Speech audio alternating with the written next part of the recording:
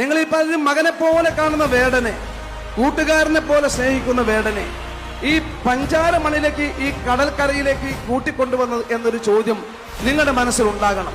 ആ ചോദ്യത്തിന് ഉത്തരമുണ്ട്. വേടൻ ചിലത് പറയുന്നുണ്ട്, വേടൻ ചിലത് പാടുന്നുണ്ട്. തീച്ചൂളയിൽ നിന്നുമുണ്ടായ ജീവിതാനുഭവത്തിന്റെ ചില സ്ഫുരണങ്ങളാണ് എല്ലാ മനുഷ്യനെയും കുറിച്ച്, മണ്ണിന്റെ മക്കളെ കുറിച്ച്, കാടിന്റെ മക്കളെ കുറിച്ച്, കടലിന്റെ മക്കളെ കുറിച്ച്, ചെത്തു തൊഴിലാളികളായ മനുഷ്യരെ കുറിച്ച്, പാടത്ത് പണിയെടുക്കുന്ന അമ്മമാരെ കുറിച്ച്, ജീവിത യാഥാർത്ഥ്യങ്ങൾക്ക് മുമ്പിൽ പകച്ചു നിൽക്കുന്ന ആളുകളെ കുറിച്ച് അങ്ങ് ഉയർത്തുന്ന ചില ആശയങ്ങളുണ്ട്. ആ ആശയങ്ങൾക്കാണ് ഞങ്ങളുടെ ഒക്കെ ഹൃദയത്തിന്റെ പിന്തുണ എന്ന കാര്യം ഒരിക്കൽ കൂടി പങ്കുവെക്കുന്നു.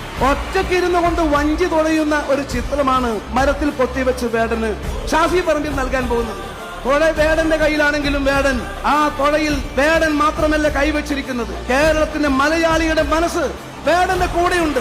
വേടന്റെ കൂടെ മനസ്സുള്ളവരെല്ലാം ഒന്നിച്ച് കൈപൊക്കുക, എല്ലാ കൈകളും ഉയർത്തുക. വേടന്റെ കൂടെ മനസ്സുള്ളവരാണ് നമ്മളെന്ന് ഈ കടലമ്മയെ സാക്ഷി നിർത്തി, ഈ കടൽക്കാറ്റിനെ സാക്ഷി നിർത്തി മുഷ്ടി ചുരുട്ടി നമ്മൾ പറയുന്നു, കൂടെയുണ്ട്, കൂടെയുണ്ട്, കൂടെയുണ്ട്.